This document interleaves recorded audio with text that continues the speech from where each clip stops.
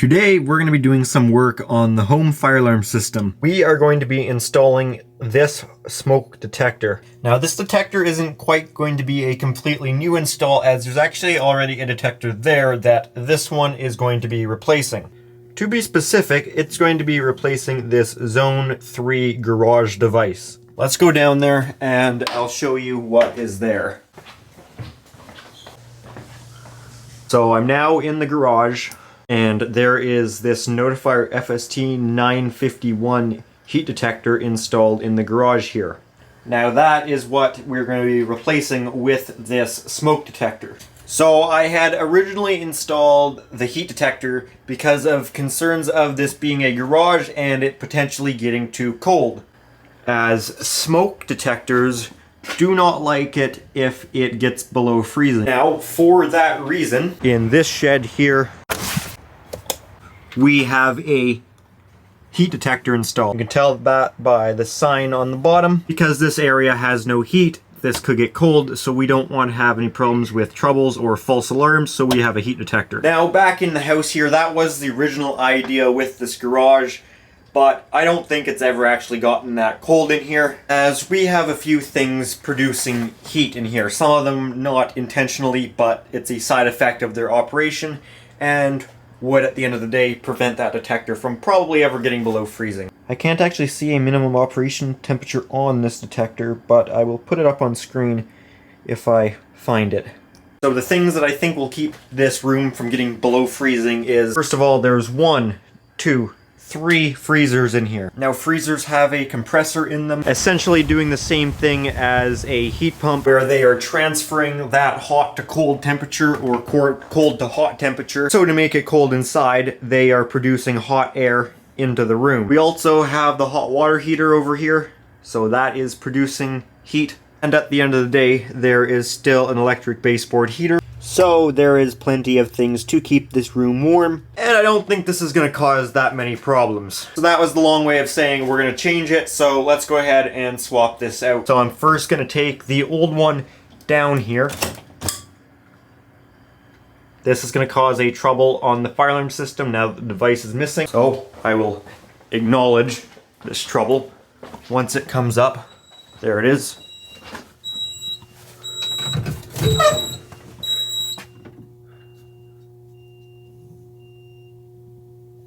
There you go, heat detector, garage level 1, invalid reply, and you can see that that same trouble has come up on the zone on this ACM 24 AT or whatever it's called. Well, I don't want to mess around with any of the addressing, and we can see right here, this is loop 1. Obviously we only have one loop, but detector number 5. So that means, well, first we can double check it on there. You can see that's indeed number 5. That means we need to set our new one to address number 5 as well. It's also worth noting that smoke detectors are a superior form of detection versus heat detection. It is almost always, in my understanding, a faster way of detecting a fire. Usually that fire is going to produce enough smoke to set off the detector well before it produces enough heat that the heat detector is activated, and in some cases why heat detectors are considered not life safety devices but only for property protection, versus smoke detectors can be considered life safety devices. I'm not exactly sure. There's a little bit of gray area on how that is all decided, but just something I'd point out. So at the end of the day, a smoke detector is always going to be better if it can be installed. I'm going to one-handedly set this to address 5. 1, 2, 3, 4, 5. There you have it. And these take the same base. Everything's the same about them as far as their physical appearance. It's just what's inside, so we can pop this guy right back up. Here we have a trouble. That's going to be an initializing trouble, but it's never actually going to initialize this one. So I'll acknowledge our initialization trouble here, and then we'll get into programming, which I'm not going to pretend I know how this is going to work, because I'm not exactly sure if we have to delete the point first and then do an auto program for it to pick up the new device, or if we can just go into this device and edit its type code and change it from a heat to a smoke. But we'll try that first, and if not, then we'll delete it and run an auto program. As this is all stuff that can be done through the panel, we don't need to hook up and log into Verifier to do this. Okay, so we have an invalid reply. It didn't pick up the heat. We knew that, so we're going to go enter programming. We'll do our level 2 password.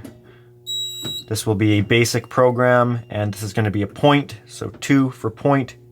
Come on. It must still be initializing because it's not letting me go into point here. Okay, now it let me, so we'll try first modify point. So 1. This is a detector, so we'll go detector, and this is number 5, and this is set as a heat fixed. Bringing up a bunch of different heat options, but yeah, it's only bringing up heat, so we'll have to, that's what I wasn't sure, we'll have to delete it. So 2 for delete point. This is a detector 00, let's double check that. Yeah, 5. 005, enter. Yes, we would like to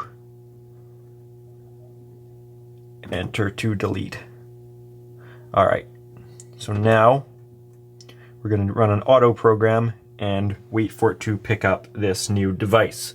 So this will take a little bit. I should add 2 on these Notifier OnX series panels, like the 320, 640, 3030, 2640, 230, whatever. Any of the OnX series, you can't do a add it by the point through the panel like you can on the Firewarden series or the Firelight panels, where you have the option of delete point, edit point, or add point, or auto program. You can still do auto program on those panels, but this, to add a device, the only option is auto program. I can't just say add point and then punch in my address as number 5, which is kind of too bad because it's kind of annoying to have to wait for it to do its auto program sequence. However, you could do that in Verifier. You can add the point manually like that. Okay, so we have smoke, photo, and now we're going to name this.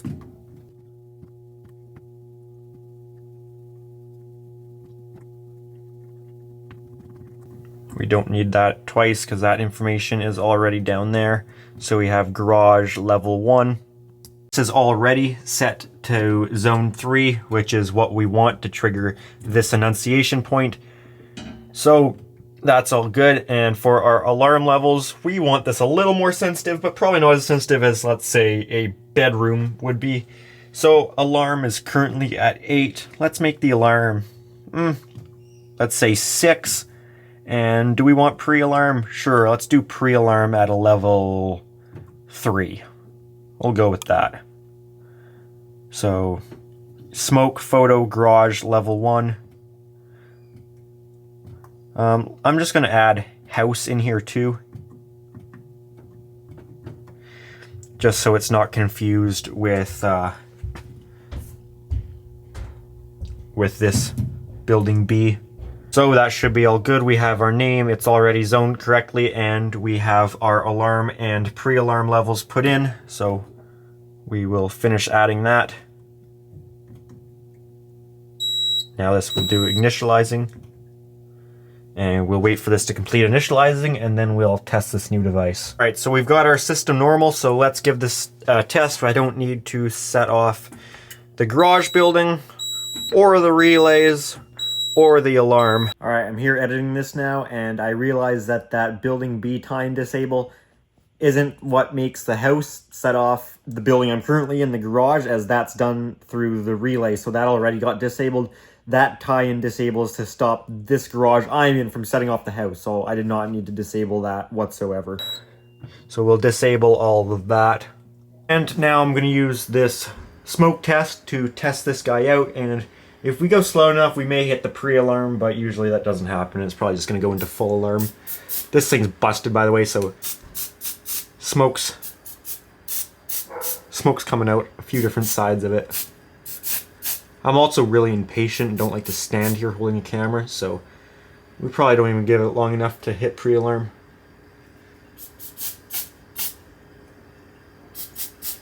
Hence why I keep spraying more.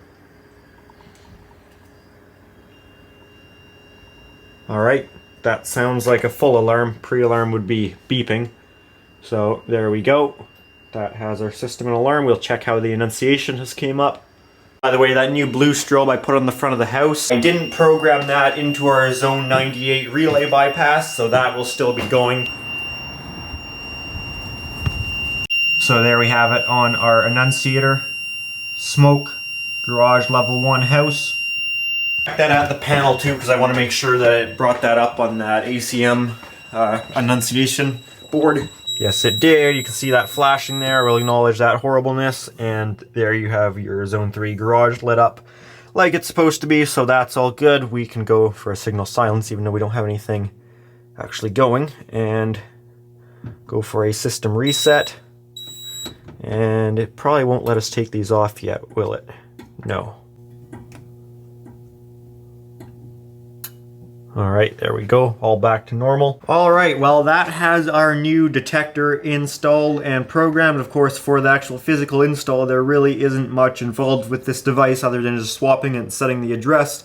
Most of this is programming, which even that is pretty easy for just a simple detector type swap. So that's going to be it for this one. If you guys did enjoy this video, make sure to give it a thumbs up. And if you do have any comments or questions, feel free to leave those down in the comment section down below. And if you do enjoy my channel, make sure to subscribe. Also, if you are interested, I do have an Instagram account at Pickle700 for bonus content, stuff posted earlier than you see it on the YouTube channel, that sort of thing. Alrighty guys, thanks for watching.